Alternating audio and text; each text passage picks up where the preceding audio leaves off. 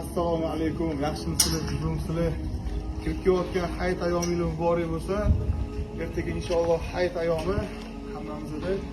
Hop, ko'rayotgan bo'lsangiz, bu yerda 50 kvadrat naves bilan 30 dan oshiq periylarni 3 kunda bitirib tashladi. Buni ko'rib o'zingizlar baho berasizlar. Salomat bo'linglar, o'zingizlarni ehtiyot qilinglar. Omon bo'linglar.